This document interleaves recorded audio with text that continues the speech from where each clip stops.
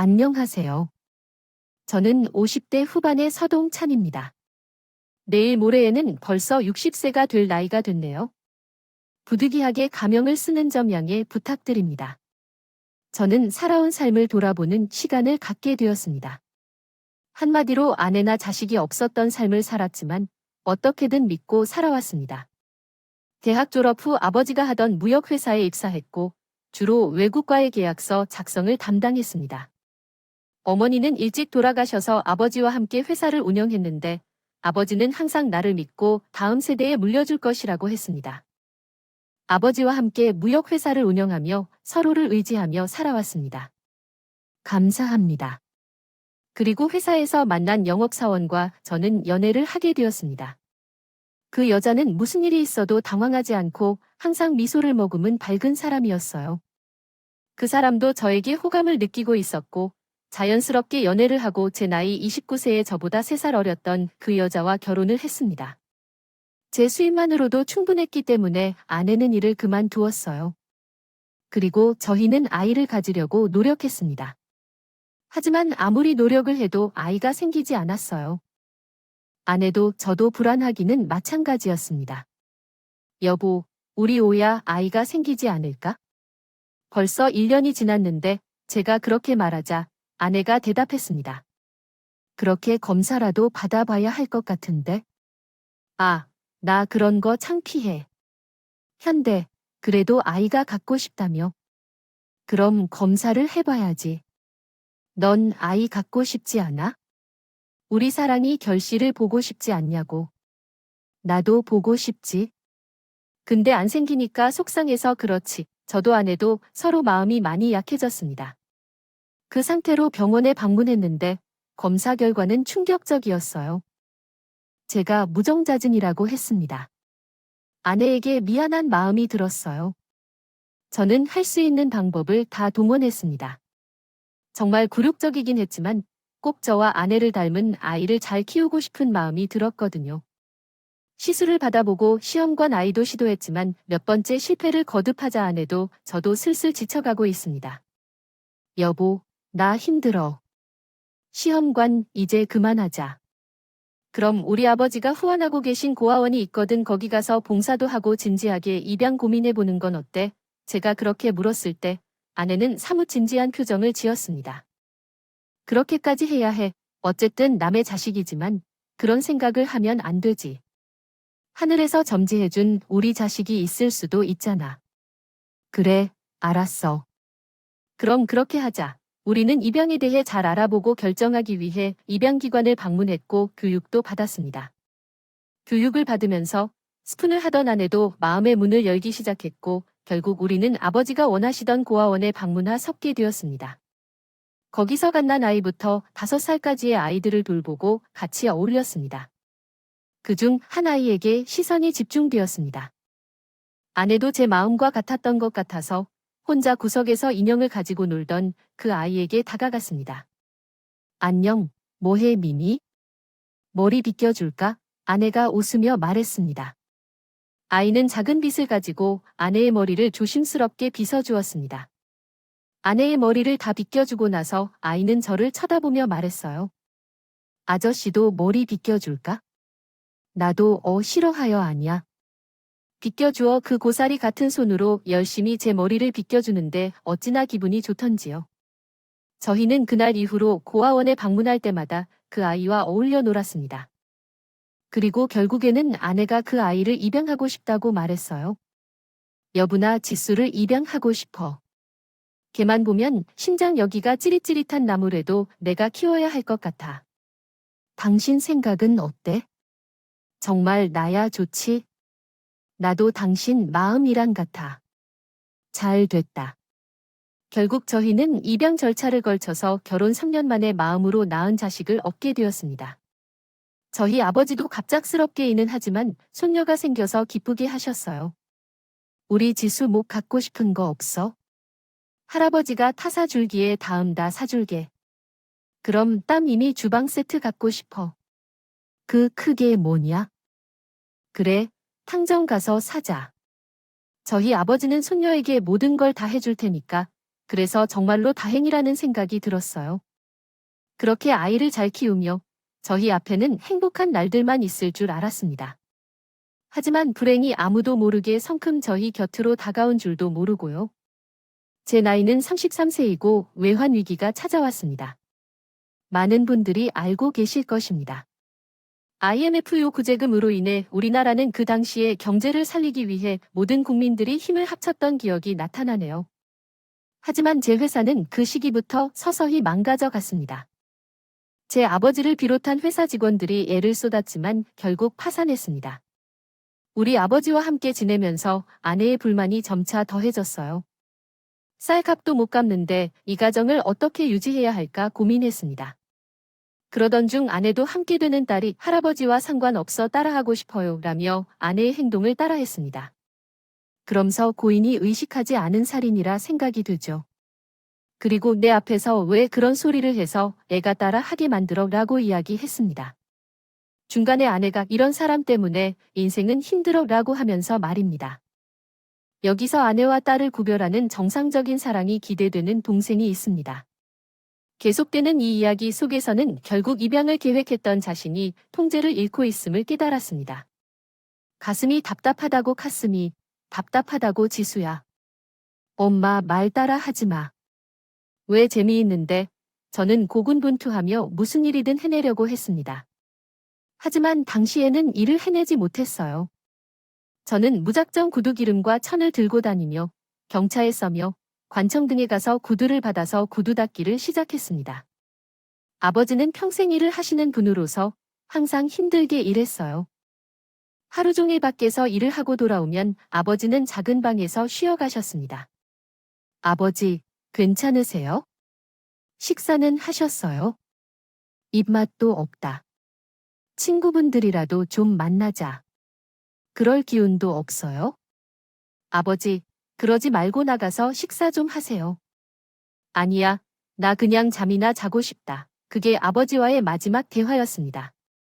다음 날, 아버지는 싸늘하게 식은 채 방에서 쓸쓸하게 세상을 떠났습니다. 그래서 우리는 장례를 치를 수가 없었습니다. 아직까지도 그 순간을 후회하고 있습니다. 내 아버지의 죽음은 저희 가족에게 큰 충격이었습니다. 장례식도 치르지 못하고 아버지를 떠나보내야 했습니다. 아버지를 하인이 천진간 떠나 보내고 나서 일도 손에 잡히지 않았습니다. 어찌하여 이런 일이 생겼는지 매일 깡소주만 마셨어요. 그는 순간적인 분노에 휩싸여 자신의 가정 상황을 일러주었다. 아내와의 관계가 악화된 중 자신의 가족을 지키기 위해 고생하는 이야기를 풀어놓았다. 결국 아내의 충동적인 행동에 대해 이야기하며 자신이 아내에게 지지를 받았었지만 아내의 행동에 실망했다고 말했다. 함께 가족을 지키며 살아가는 과정에서의 어려움과 아내의 변화를 씁니다. 아저씨가 우리 집에 자주 오고 함께 팔짱 끼고 밖으로 나갔어요. 아빠가 배가 고파서 붕어빵을 사와서 먹으라고 했지만 난 돈가스를 먹고 싶었어요. 그리고 딸에게 돈가스를 먹이러 나갔어요. 돌아오면서 아내가 기다리고 있었는데 자기 짐도 다 싸고 있었어요. 아내가 화장을 진하게 하고 출발할 준비를 한 것에 대해 고민하던 중 아이들과 함께 나가자고 했어요. 그런데 딸이 따라오자고 해서 화장이 자기에게 왜 이렇게 진한지 물어봤어요. 딸이 고향이 그리워서 돌아가고 싶다고 했는데 그런데 아내가 잘하는 장사와 함께 돈을 벌고 그 사람을 사랑한다고 하며 그들을 좋게 보내도록 했어요. 그 말을 딸아이도 따라했고 좋게 보내길 원했어요. 하지만 얘가 따라올래. 왜 따라와? 너는 여기서 편안하게 살아. 난 널 싫어하지 않는데 왜 같이 가고 싶어 하는지를 말해주며 나에게 물었어요. 저는 남편의 가출로 인해 남편과 함께 남은 딸 둘만의 생활을 지켜야 했습니다. 딸은 초등학교에 다니면서 다른 친구들에게 괴롭힘을 당하고 학교에 불려간 적도 있던데 딸을 이끌고 노력했습니다. 그러나 중학생이 되면서 더욱 심해진 딸의 문제 행동으로 어려움에 직면했습니다. 그동안 하면서 돈을 벌어 딸에게 학원을 보내려던 노력도 있었지만 항상 친구들과 노래방이나 PC방에 가는 등 사치를 부리는 일을 자주 했어요. 중학교 3학년 때는 술을 마시고 담배를 피우다가 걸려서 학교에 부름을 받는 등 문제를 일으키기도 했죠. 또 어린 학생들을 상대로 범행을 저질러 수감되고 부모님께 의지하여 돈을 구하는 등 좋지 않은 행동을 많이 했습니다. 난 어떻게 이런 행동을 했을까 생각해 봅니다. 사춘기라고는 하지만 어떻게 하면 올바른 길로 인도할 수 있을지 고민이 많았습니다. 부모님께서도 노력해 주셨지만 점차 저를 무시하며 외로운 시간이 늘었죠. 가장 솔직하게 이야기하고 싶은 건 아빠와 이야기를 해보자. 내가 지원해 줄게. 난 항상 너를 지지할 테니까 라는 말이었습니다. 이렇게 말하는 것보다 더 길게 쓴 편지도 있었지만 가장 중요한 건 이런 내용이었어요. 결국 그 노력도 무산되고 실업을 경험한 후에야 내게 돈을 요구하는 상황이 발생했습니다. 그때쯤에 나는 컨테이너로 된 신발 수선 가게를 운영하고 있었다. 신발 수선을 하다가 저녁에는 막노동을 하러 가기도 했어요. 딸은 내 신발 수선 가게를 본 적이 있습니다. 아빠, 돈 좀 있어? 돈 왜 학원 다니냐? 그래서 아무래도 실업계에 다니니까 미용 자격증 같은 걸 따는 게 어떨까 하더라고요. 그래, 잘 됐다. 하하. 알아서 할게. 돈이 있으면 좋아. 얼마나 필요해? 100만 원, 허공 비겁이 싸지. 그래. 알았어. 150만 원이다. 좋아. 너 학원 등록하는 거 맞지? 이상한데 돈 쓰는 게 아니지, 진짜. 맘 잡고 살려고 하는데 왜 이래? 도움은 못 줄 망정. 아, 그냥 줘. 진짜 완전 아빠가 빚을 낸다. 알았어. 알았다고. 나는 딸이 무언가를 배우고자 하는 의지를 가진 것만으로 기뻐했고, 전세로 집을 구입하기 위해 열심히 적금을 마련하던 돈도 딸에게 주었습니다. 초반에는 정말로 미용 학원을 다니는 것 같았어요. 집에 올 때 가발서잔 이상이 나탕나뇨 라는 말을 듣곤 했어요. 그 가발을 사가지고 와서 연습하는 것도 봤습니다. 그래서 딸이 정말로 마음을 잡았나 보다 싶어서 과일, 음료수, 과자 같은 간식도 챙겨주기도 했습니다. 그럴 때면 꼭 소리를 지르더라고요. 아, 뭐야. 다른 머리카락을 날리다니. 무슨 과일을 깎아와서 생각 좀 해. 딸 믿고도 힘들었습니다. 자랑스런 지수와 축복입니다. 저는 저만의 힘으로 해내야 했습니다. 그러나 돈을 많이 소비했습니다. 걱정되었습니다. 그러나 시간이 없다는 변명은 없습니다. 응원합니다. 호텔 캠프 동무들도 다 두려워하자며 100만 원 정도부터 어떻게 해야 할까요? 레스토랑은 미래의 시집보내서 돈이 필요합니다. 원데이 당임을 수선해야 할 때 때가 닥치면 난처합니다. 새벽부터 인력사무소에 나가서 공사장에 각오를 했습니다. 딸이 졸업식을 3개월 뒤에 앞두고 있는 그날도 구두가게 문을 닫는 날이라 새벽부터 일하러 나섰죠. 벽돌을 옮기고 있는데 딸이 자기 동갑내기 여학생들과 모이는 것을 보았습니다. 학교에 가야 하는 시간인데 길가에서 돌아다니는 모습을 보고 깜짝 놀랐어요. 그래서 무작정 딸의 이름을 불렀죠. 지수야, 지수야, 학교 안 가고 어디 가니? 하지만 딸은 나를 보고도 모르는 척하고 지나가더라고요. 늘어져 있는 시간을 보고 계단에서 넘어지면서 팔을 부러뜨리고 허리도 삐끗해서 병원에 실려야 했습니다. 구두가게 문도 닫히고 공사장 일도 못하게 돼서 집에서 머물러야만 했죠. 허리가 아파서 움직일 수 없을 만큼이었고 배가 고파해 밥도 먹을 수 없어서 거의 기력을 다하며 생선을 삶아 먹었습니다. 며칠째 집에 들어오지 않아서 딸에게 전화를 걸었더니 오랜 시간 후에야 받았습니다. 어딨어? 왜 이렇게 늦게 받아? 어디 있어? 아무데나. 지금 PC방이야. 친구랑 있어? 게임 중이야. 이렇게 대답하며 마치 아무 일도 없던 것처럼 행동하니 마음이 아팠습니다. 주수야, 아빠 지금 다친 상태라 집에서도 꼼짝 못해. 너 정말 제정신이 아니라고 생각했던 걸 다 끝내버리자고 결심했어? 내일 가서 다른 학원을 찾아보러 갈게. 아무에게도 의지할 곳이 없어서 옆집에서 술을 사오라고 부탁했어. 술을 마시다가 아버지가 떠오르더니 갑자기 눈물이 쏟아졌어. 그 작은 방에서 혼자 고독하게 죽어가신 아버지가 정말 컸었던 걸 느꼈어. 그리고 내가 마찬가지로 될 수도 있다는 생각에 가슴이 아팠어. 그래서 술을 더 이상 마시지 않기로 했어. 깡으로 살아가자고 다짐했고 지팡이 대신 우산을 들고 물리치료를 받으러 걸어갔어. 그렇게 힘들게 재활을 하고 있었는데 딸이 돌아왔어. 병원 다녀온 거 들통나면서 방에서 시끄러운 소리가 들렸어. 아, 싫어봐. 왜 이래? 미쳤나 봐. 너 돈 없어. 너희 집엔 돈이 없냐? 너희 아빠 통장 어딨어? 그 사람 찾아봐요. 돈 하나도 없긴 한데 그 소리를 듣고 깜짝 놀라서 방문을 열었어요. 한 손에 담배를 들고 있던 남자와 딸이 보고 놀라서 지수야, 너 이놈 누구야? 제가 그렇게 소리치자 손에 있던 담배를 아무데나 끄고 그 사람이 말했어요. 음악, 와, 안녕하세요. 지수야, 남자친구 믿어? 뭐, 남자친구? 아니야, 그냥 친구야. 야, 너 캐스티엔이야? 아니야. 그놈에게 뭐라고 할 새 없이 그 사람이 문을 열고 사라졌어요. 저는 주저앉아서 딸에게 말했어요. 지수야, 말을 어디서부터 해야 할지 모르겠는데. 그러나 딸은 갑자기 다가와서 제 팔을 보고 말했어요. 아빠, 부러졌어. 다쳤어. 그래, 근데 괜찮아? 뭐가 괜찮아? 하니까, 부러져도 괜찮아. 오른손이 부러졌는데, 야, 허리는 왜 그래? 허리도 삐끗해서 그래. 왜 진작에 말 안 했어? 밥은 먹었어. 내가 밥할 테니까. 뭘 할 줄 안다고? 글을 나, 내일 모레 20리면 나도 할 수 있는데. 얼른 해줄게. 기다려. 그러나 여전히 딸은 딸인 것 같다는 생각이 들었어요. 의사가 아니라 가족이 제 걱정을 해주는 다정한 말을 언제 들어봤나 싶었네요. 그리고 가슴이 따뜻해지는 느낌이었습니다. 지 아버지가 아픈 걸 보니 딸이 그래도 마음이 안 좋은 것 같다고 생각했죠. 아버지 나이 들었어요. 미역국을 끓여 나와 나에게 주던 아버지에게는 나름대로 잘 지었다는 생각이 들었어요.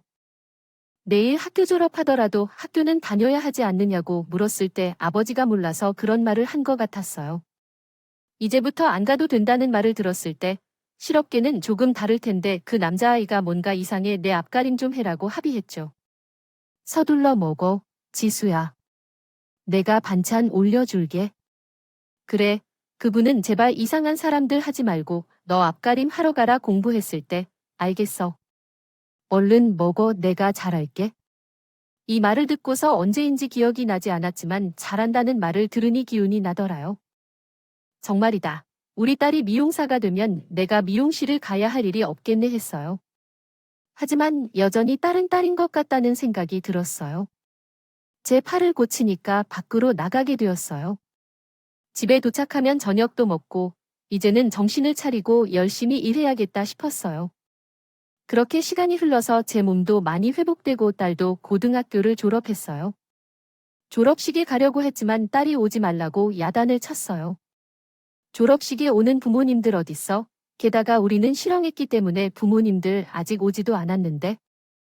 하지만 졸업식을 위해 맛있는 음식을 먹으러 가야겠다고 생각했지만 딸이 졸업식이 뭐 대단한데 오지 말라며 창피해했어요. 어쨌든 딸이 졸업을 축하해달라고 하니까 나도 기쁘게 축하했고 딸을 위해 무언가를 해주고 싶어졌어요. 그래서 예쁜 액세서리를 사주려고 했지만 통장에 돈이 없어서 당황스럽게 되었어요. 내가 이렇게 열심히 일했는데 돈이 어디로 사라졌는지 모르겠어요. 꿈 같았어요. 한 달 전에 온 분을 찾으러 왔는데 저는 은행에 다녀온 적이 없었어요. 아, 그때 따님분이 찾으러 왔다고 하더라고요. 너무 어려운 사람이 돈을 찾으러 오니까 신분증과 가족 관계를 증명해 오라고 했는데 그분은 지금 20살이었어요. 아버지가 아프셔서 돈을 찾아오라고 한다고 했죠. 맞아요. 기억이 나네요. 그 말을 듣고 망치로 머리를 치는 느낌이었습니다. 급히 집으로 가보니 집이 엉망이었어요. 누가 보면 도둑이 들어왔다고 생각할 정도였죠. 제가 딸의 이름을 불렀습니다. 지수야, 지수, 어디야? 달방으로 들어가 보니 컴퓨터나 옷가지가 하나도 남아있지 않았어요. 그래서 딸에게 전화를 했는데 번호가 없다고 나왔어요. 정말 당황했죠. 그리고 한참을 멍해져 있었는데 발신자 번호 표시 제한으로 전화가 왔어요. 안녕, 지수야, 나야, 너 어디야? 지금 상황이 어떤지 말해봐. 아빠, 나 사실 친부모를 찾았어요. 뭐라고? 친부모를 찾아? 그래, 나 없는 셈 치고 살아. 시간이 되면 호적 정리를 하러 갈 거야. 너 어떻게? 그럴 수가 있어? 그래도 내가 내 아버지인데 나 입양한 것 같잖아. 이제 성인인데 내 맘대로 할 거야. 지수야, 돈이 왜 다 사라진 거야? 그건 내가 했다고는 하지만 솔직히 아버지가 저한테 준 게 뭐야. 그 정도는 정으로 줄 수 있잖아. 아무튼 더 할 말 없어. 내 친부모 완전 부자던데. 허, 진작에 친부모를 찾을 걸. 그지 같은 집 구석에 사는 거 생각하면 학교나 다른 곳에서 그렇게 매몰차게 전화를 끊어버렸습니다. 딸과 잘 살아보려고 모아둔 돈도 다 잃고 그렇게 소중하고 사랑하던 딸도 한순간에 잃고 저에게 남은 건 보증금 300만 원짜리의 아파트 한 채뿐이었네요. 아버지, 저도 아버지 따라갈까요? 인생이 이렇게 매번 구멍투성이고 저는 사회 가치가 없는 놈인가요? 바우어 그렇게 허공이 되고 외치기를 수십 번 했습니다. 월세를 내려면 다시 일을 시작해야 하는데 기운이 하나도 나지 않았어요. 어디서부터 잘못한 건가? 저를 자책하고 기도하고 하늘을 원망하기도 하면서 하루하루 보냈습니다. 그리고 제가 잘못한 것보다 딸이 잘못한 게 많다는 생각이 번뜩 들었어요. 저는 잘 키우려고 애썼지만 항상 엇나가기만 한 건 딸이었습니다. 도대체 찾았다는 친부모가 누군지도 궁금했고 그렇게 자회 사는 부모라면 딸이 훔쳐간 제 돈도 돌려받아야겠다는 생각을 하고 자리를 털고 일어났습니다. 그래서 우선 무턱대고 경찰서를 찾아가 제 이야기를 다 설명했어요. 그런데 아직 제 인적사항이 올라와 있고 찾아보면 현재 거주지를 알 수도 있을 거라고 대답했어요. 그런데 현재 사는 곳을 알 수 없다고 하더라고요. 온탕과 냉탕이 오가는 기분이었어요. 그렇게 허탈하게 경찰서 밖으로 나오는데 어느 여자가 저에게 인사를 했습니다. 지수 아빠 아니에요. 안녕하세요. 누구 노지수 친구니? 번 봤잖아요. 지수 잘 지냈죠? 그녀를 붙들고 말했어요. 우리 지수 어딨니? 노하는 거 있지? 제발 나한테 말해주지. 지수 집 나갔는지 확인 맨날 그지 같다고요. 가긴 했는데 결국 나 갔나 보네. 어디 갔어? 뭐 아는 거 있으면 다 말해주어. 아, 그 오빠랑 같이 갔나 보다. 그 오빠 이모가 청주 산다면서 가끔씩 갔는데 뭐 청주 어디? 아, 이거 놓고 얘기해요. 그래. 미안하다. 제발 말해다오. 청주 그 근처 동인 것만 알아요. 그 오빠 이모랑 이모부가 좀 모자란 사람들이라고 들었는데. 아무튼 저 바빠서 갈게요. 지수 그년 진짜 나쁜 년이에요. 걔 인터넷으로도 박하느라 애들 빈가 뜯고 제 돈도 빌려가서 안 가봤어요. 찾으면 저한테 도 말해주세요. 딸이 인터넷 도박인지 뭔지를 하는 건 전혀 몰랐어요. 제 돈도 그러려고 쳐갔다는 생각이 들었습니다. 저는 한 번도 가본 적 없는 청주로 내려갔습니다. 그리고 들었던 그 근처 동을 하염없이 걸어 다녔어요. 혹시나 해서 그 동네에 있는 PC방을 다 뒤져봤지만 찾지 못했습니다. 그래도 저녁이 되어 기운이 없어져서 2,000원짜리 콩나물 국밥집에 들어가려던 찰나 저희 집에서 보았던 남자의 뒷모습이 보였습니다. 급히 뛰어가서 남자의 목덜미를 잡았지만 두 사람이 더 있었어요. 중년으로 보이는 두 남녀가 내 손을 뗐고 나쁜 아저씨라며 소리쳤습니다. 그들은 지능이 많이 떨어진 것 같았고 남자와 딸이 나를 보고 놀란 채 아빠 아니 아저씨, 여기 어떻게 알고 왔어? 라고 말했습니다. 그들에게 말하니 내가 찾은 부모가 이 사람들이야 라고 말했더니 그들은 당황하더니 소름이 돋게 했습니다. 내 아빠 니차 나 아니집 라며 남자가 말하자 저는 울음이 터졌습니다. 그렇게 구루구루하는 양식에 대해 왜 이거야? 돈 몇 푼 없겠다고 아저씨 하고 이렇게 불시에 일을 못하고 돈도 벌지 못해 필요 없어서 남의 삶에 관여하지 말고 가세요. 아저씨가 나를 저 방식으로 쳐다보며 말했어요. 정말 소름 끼치는데 이건 안 되겠다 싶었습니다. 다른 사람들에게 해를 끼치는 두 명의 지적 장애자에게 이런 일을 하는 건 정말 안 되는 일이라고 생각했습니다.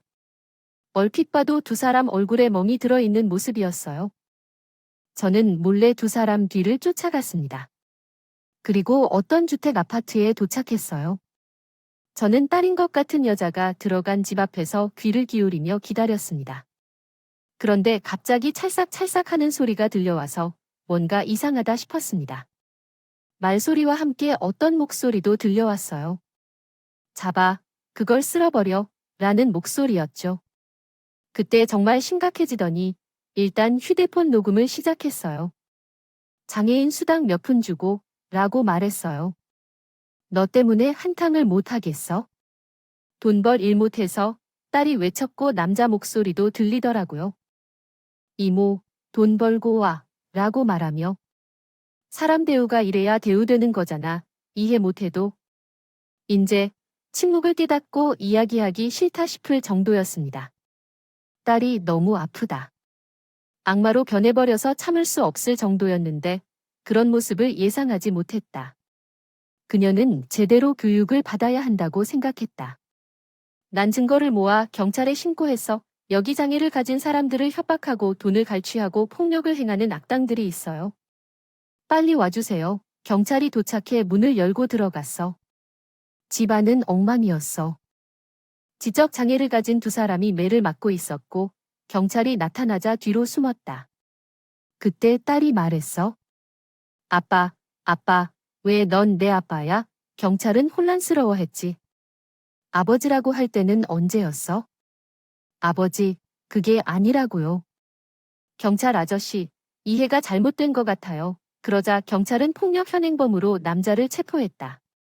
잠재적 피해자들이 있는지 조사할 필요가 있고 궁금하지 않다면 묵비권을 행사할 거라고 했어.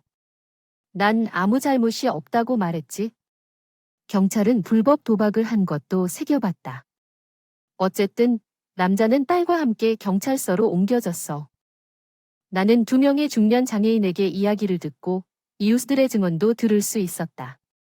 이 두 사람은 몇 년 전부터 공장에서 일하고 공사장에서 일하는 모습을 보였다. 명령에 따라 그 돈으로 2년 동안 인터넷 도박을 하며 유흥 생활을 즐겼습니다.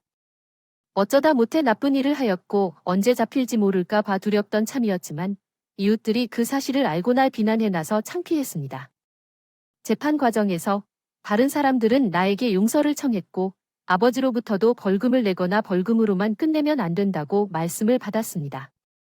나의 죄가 큰 만큼 이제부터는 아버지의 행복을 위해 노력하겠다고 다짐했습니다. 그러나 내게는 이상한 아이가 있었습니다. 이상하게도 그 아이는 악마와 다를 바 없는 것 같았습니다. 이러한 행동은 설명하기 어려웠고 어떻게 이런 나쁜 짓을 저지르며 살 수 있었는지 모르겠습니다. 몇 차례의 재판 끝에 내가 입양한 아이도 실형을 선고받게 되었습니다. 나는 그 아이를 파양했습니다. 나의 죄를 속죄하고자 그 아이도 스스로 파양을 선택했던 것이었습니다. 결국 내 가족과 재산은 모두 파괴되고 다시 처음부터 시작해야 했습니다. 열심히 일하며 구두 수선 가게를 운영하고 배달을 하며 생계를 이어나가고 있습니다. 내가 어두운 과거로 돌아가는 것을 막고 삶을 새롭게 시작하고자 노력하고 있습니다. 그리고 나는 그것이 어려워도 절대 포기하지 않을 것입니다. 알바도 하고 운전도 하면서 몸을 쉴 새 없이 돌렸었어요. 그런 삶을 살다 몇 년 후 전셋집을 살 수 있게 되었습니다. 전셋집을 구하고 나서부터는 건강도 생각해야겠다 싶어 운전은 그만두고 배달 일도 줄였어요.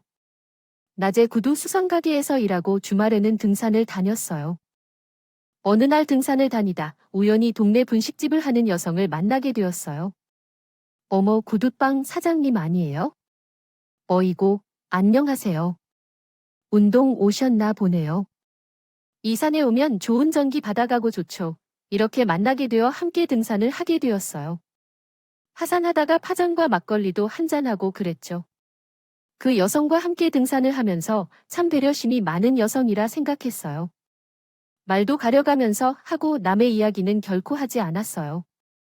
그 후 가끔씩 같이 등산을 다니며 말 동무도 들고 친구에서 연인으로 발전했습니다. 지금은 함께 살면서 살림을 합쳐 살고 있어요.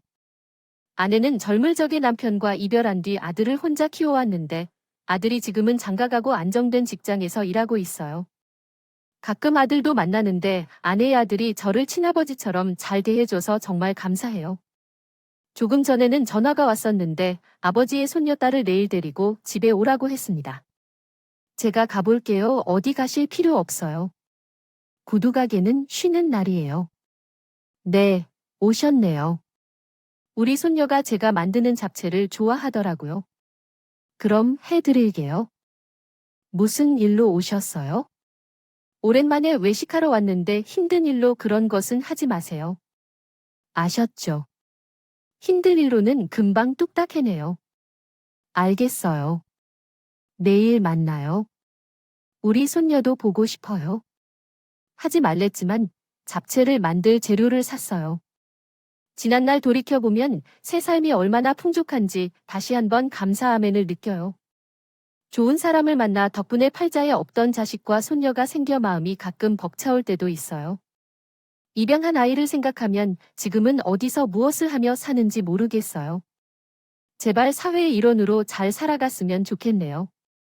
소소하지만 행복한 일상을 즐기며 살아가겠어요. 여러분도 소중한 사람들과 건강히 행복하게 지내세요. 이렇게 마음을 전하며 저의 이야기를 끝내겠습니다. 들어주셔서 정말 감사해요. 음악 종료.